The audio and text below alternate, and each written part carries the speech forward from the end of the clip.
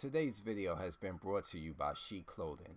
Go to www.chicclothing.com for our line of hand-designed signature caps and more information on how you can have your caps color customized to your liking. Plan your adventure. Subscribe to our mailing list to be informed about upcoming expansion to our line of clothing.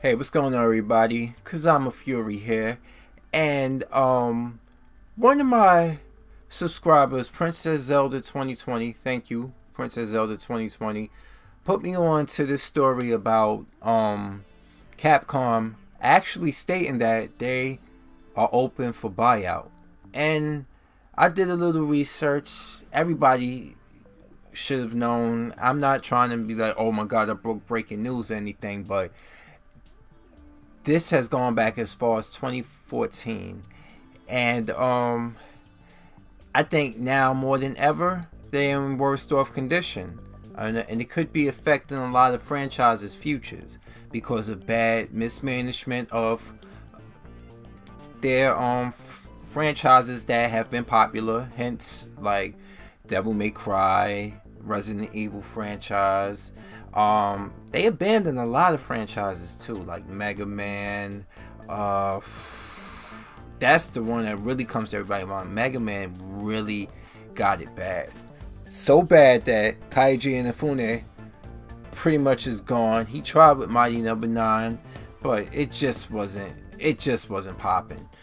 And then look at birth of that. Financial troubles. What do? Microtransactions. I know everybody's doing it now, but look how Capcom's doing that at a more exponential rate than they did before. And even one of my friends said, how can I complain about what Capcom's doing when everybody's doing it? You know? But that's like, I take that as the bullshit like Kobe Bryant said when he got caught out there and he threw Shaq under the bus. Capcom, you're not everybody else, okay? You pretty much brought this on yourself. Sorry if my voice cracked a little bit, but you brought this on yourself by mismanaging those franchises, okay? And yes, some of them were saved, like Resident Evil. There was people complaining about the tank controls and everything of the first 4 Resident Evil games. Basically the trilogy, because let's be honest, Nemesis, as good as Nemesis is, it's a side story to part 2. It ain't Code Veronica's the real sequel. That's just how it goes. But, you know, Capcom had this unsolidified deal with Sony that all number sequels would be on their console, which they broke. So Code Veronica had to go from being Resident Evil 3 to Resident Evil Code Veronica, and Biohazard Last Escape had to become Resident Evil 3 Nemesis just to fulfill that at the time, which they broke and ended up putting RE4 on GameCube as exclusive to that. And I tell you now, if Resident Evil 4 came out initially multi-platform, it would have been the best-selling Resident Evil. I said part 2 was the best selling of all time and stuff, but I know it was the best selling. I meant to correct myself, but I couldn't go back. It was the best selling of the original 4 games. It was. But I'm getting off track here. Let's talk about 2014. You know, what games were coming out around that time, around that span? We had Tekken X Street Fighter, which, the cat was out the bag with that one.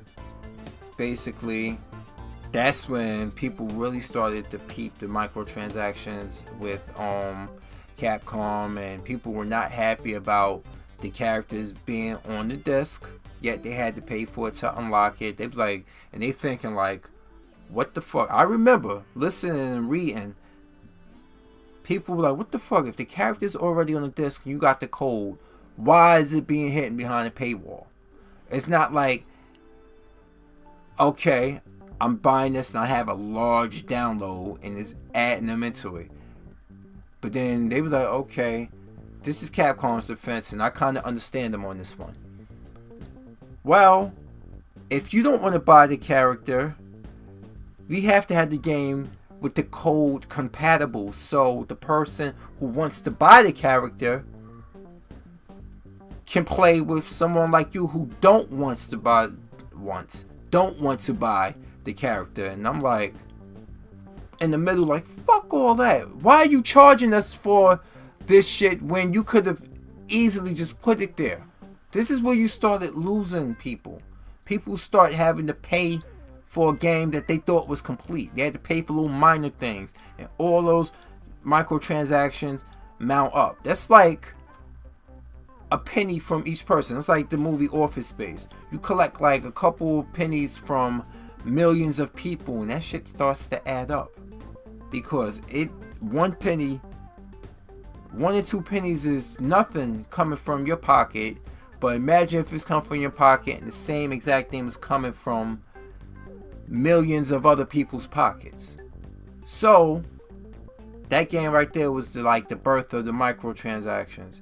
But let's take it back even further. Look what they did with Devil May Cry. They radically changed it. When we first saw the trailer from the Ninja Theory version, people were like, what the fuck is this Dante? This guy look like he smoked drag cigarettes and stuff, and this is not Dante. This is people's reaction to it. And then you look at the developer of Ninja Theory, and the character looks just like him. And then he went on and said some things that weren't too kind to the franchise, the original Dante. And he threw some shots in about how he thought Bayonetta wasn't a great game. And he lost respect to mad people with disrespecting Hideki Kamiya's work. Because remember, Dante comes from Hideki Kamiya. Like, remember that originally was Resident Evil 4, but his ideas were so out there and was so like nothing Resident Evil. Capcom didn't stop him. It was like, he's on to something. And that's where Devil May Cry come from. And then whatever happened with Capcom, they lost him, they lost Shinji Mikami, and they lost a few other people from Clover Studios when they got together to make just to be that studio that just made the games that were like cult favorites. But then Capcom's like, fuck that, and that's when Platinum Games was born. But back to, like I was saying, the Ninja Theory lead designer disrespected Dante and Bayonetta, and then people didn't take well to it. Well, I have to say the game, I finally got my hands on the game. It's alright. It wasn't nothing to cry home about, and a lot of fans already saw the radical changes to Dante, and they didn't like that. I know you were supposed to try, after 4 games, you wanted to breathe a new life into the character. Everybody thought like, okay, well, you introduced Nero in part 4, voiced by Johnny Bosch, you know, the Black Ranger who did the voice of Ash, Stampede, Renton on Eureka 7, Kiba on Wolfsbane. That Johnny Bosch did the voice of Nero. Everybody thought like, well, he has the Yamato, and he has the spirit of Virgil with him. Let him be a new lead character and have Dante come be in the background, just like the game originally started. Everybody thought that's what it was. That's basically what Devil May Cry 4 was. But then they executed that one poorly and mismanaged that game, because you did so much backtracking and played the exact same stages that you played as Nero with Dante, fought the same bosses again. That killed the game. That killed Devil May Cry 4, because it's not a terrible game, but it could have been much better. But then, if you're a fan of my channel, you already know the history of Resident Evil and how they torpedoed that franchise. I mean, Look at 4. 4 was the reinvigoration of the franchise. They put it into a more action-based game starting from there. I mean, it had some kind of horrific element to it, but let's be honest, that was the birth of the new trilogy of Resident Evil, which was more action-based. We are now with the characters that have seen it all, have been through it all, and they know how to handle themselves. Hence the reason why 7 had to take it back to a different character, but the execution wasn't right on that one as well. And everybody claims to hate 6 so bad, but like I've brought up numerous times, 6 still so better than 7. And let's talk about 7 real quick. I know I always talk about 7, but I got into a debate yesterday with someone online because one of my favorite YouTubers, Resident Evil Talk, was talking about how he was defending Part 7 because he likes Part 7. I don't, but I like watching his streams, and we do agree on some things. You know, that's the thing about opinions, people. Opinions don't always match up 100%, but learn how to respect another person's opinion and respectfully disagree. But some people don't know how to do that. So one of his subscribers, co-subscribers, was like, oh wow, you wanted it to go back to the action? How could you say you don't like RE7? RE7 was, oh, you one of those people who hate first person. It's tired as users. You know, he was already trying to disarm me by accusing me of not liking Resident Evil 7 because of the first person. I just think first person don't bring nothing new to Resident Evil. But I don't hate first person. I'm a fucker who played Call of Duty for years. I've played many other games in first person. This 7 did nothing new for the franchise. It didn't. It was a half-ass, incomplete game. The ending was terrible. The story was terrible.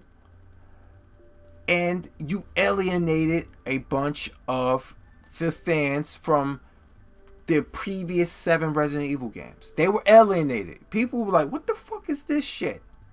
Both genres of Resident Evil fans. The people who like 4, 5, 6 more than they like the original 4 were like, what the fuck is this?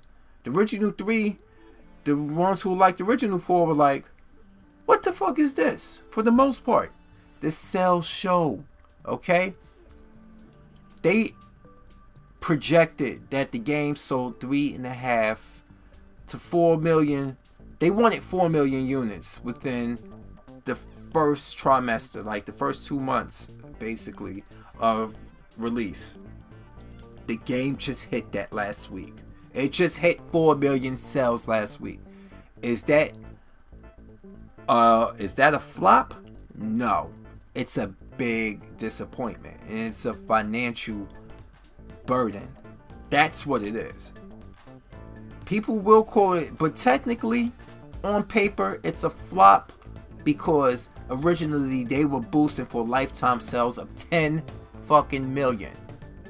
And it took almost a year to hit just the low point of 4 million. So, look at all of that. We got financial troubles because of failed franchises. This is another one to add to it. This is why they're back in the news 3 years later talking about, yeah, we are still open to buyout. And everybody's talking about Sony. Oh, we want Sony to buy them. You know, Sony should buy them. They want Nintendo to buy them. No to Nintendo and Sony buying them, because look at the PlayStation 4 exclusive Street Fighter 5. It ain't gonna make a fucking difference. The game still was incomplete, and then they finally got a story mode which was buns. It was buns. And that left a sour taste in people's mouth. Even the most hardcore Street Fighter fans that I have as friends was like, fuck this game. I'm not even saying that to just say it and add to what I'm saying right here. They actually said fuck this game, and a lot of other people said fuck this game. Now, I feel if anybody should buy Capcom, it shouldn't be I wouldn't say a buy, it should be a merge. You know, remember what Bandai and Namco did? I would say the best company to fit side by side with Capcom would probably be Atlas. Of anybody, I would see them with Atlas. Maybe you know somebody better than another company better than Atlas that they should be with. But you know what I'm thinking? Let's put Capcom with another third-party company and merge them. Like my job. Like Robert Wood Johnson and Barnabas merged. Boom. There you go. Robert Wood Johnson, Barnabas. I don't know. Capcom, Atlas. How they going to say it. How they going to come up with some other acronym name. But either way, those two, that's me off the top of my head. They both make fighting games. They both make 2D or /3D fighting games. They can learn a lot from each other. And the biggest thing is, this can keep Capcom third party. Because I feel a lot of their success, they would be in worse financial trouble if they had one console. And Nintendo doesn't have nowhere near large of a fan base. This is why Resident Evil 4 didn't sell as much as it should have in its lifespan. Because it came out initially only for the GameCube. You know? So let's not do that again, Capcom. Let's go back to being third party. And then you can make games for the largest installed fan base, which is PlayStation 4. The second largest, which is Xbox One. And then you can even make it for the Switch. And imagine all three of those consoles had Street Fighter V in some way, shape, or form. Maybe your financial trouble wouldn't be that bad. Maybe you wouldn't have to rely on microtransactions so much. But then again, a lot of these companies are fucking greedy. And they get into this comfort zone where I'm like, you know what? Where they like, you know what? We could make a quality game. But we don't want to spend the money when we can make a half-ass game and then take all the stuff that we pulled out during production and hold it behind a paywall, and these motherfuckers will complain and they still will buy it. More people will buy it than complain. I'm one of the people complaining because I ain't buying a lot of this shit. Fuck that. But there's people who will buy it because they are that dedicated, and these are the people who will argue with you online. And I'm like, don't try to justify your actions to me. Do what you do and stuff, and keep it out of another person's earshot. You don't have to feel ashamed about it. I'm not ashamed that I don't like Resident Evil 7. I'm not ashamed that I feel Capcom is fucking up. I'm not ashamed of none of that. Otherwise, I wouldn't be doing videos for the nearly 300 people only. But I do it because I'm just one man in front of a camera giving my opinion about stuff. I am not the authoritative voice. I'm just one man. But then another person like, how can you grow your channel if you... I'm not pandering to nobody. I would not grow my channel inorganically being a yes man. This is my opinion. People are not going to agree with everything. I'm fine with that. But what I'm not fine with is Capcom has been around for nearly 40 goddamn years. And they have fallen far from grace. They are in more financial trouble now than they were in 2014. This is why they back in the news. And like it says above me, this could be definitely the reason why microtransactions are such a big thing with Capcom. I know that they're a big thing with everybody, but I'm not talking about everybody. I'm talking about Capcom. Alright? I already talked about Activision and their algorithm and stuff, which is like it's like dangling a carrot in front of a rabbit's face. You know, it's like putting cake in front of a fat kid and telling him, "No, no, give me $5, you'll have it." Mommy, I want the cake. I want the cake. And look what's gonna happen. They go buy it. That's just what the algorithm basically is.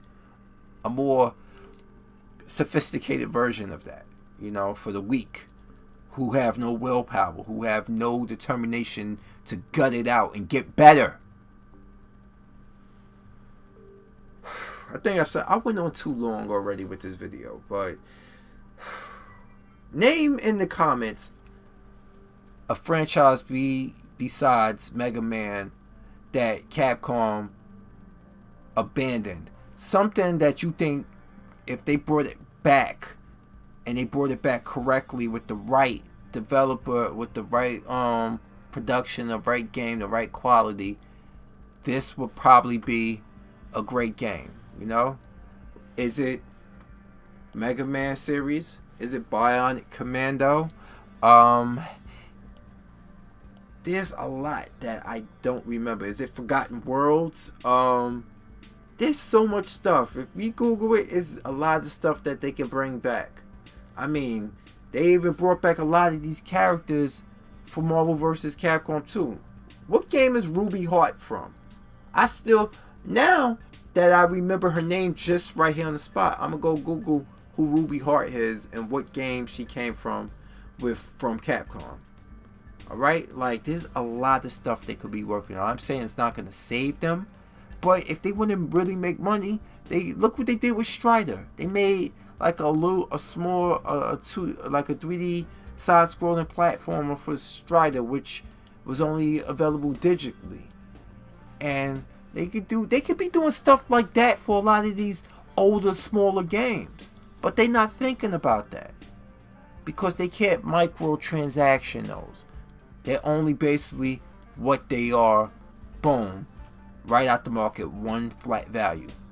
And when Capcom's and other companies think how much money they can make long term off of a game without putting real quality into the initial release, or completing the fucking initial release at that, this shit is going to continue, and they're going to continue to get into financial trouble as more people wise up to this. And it's just, it is what it is. So anyway, keep watching what you want, keep gaming the way you want, keep being you, because I'm a Fury. And once again, I want to give a shout out to Princess Zelda 2020. This video wouldn't be possible without you. And to all the people who frequently comment on my videos, Azoth, Lance Lewis, and there's a few others that I can't name, but I've spoken to you, I've responded to you, so I'm sorry if I couldn't get your name out in this video and stuff. Matter of fact, let me spend a little bit of time right now looking into that before I end this video, for real. Let me look into my app, my studio app, and I can see if I can run off a couple names. Let's go to comments. All my comments recently, because I want to thank a lot of people. They were like, you know, I want to thank, of course, once again, Princess Zelda 2020. Thank you. Okay.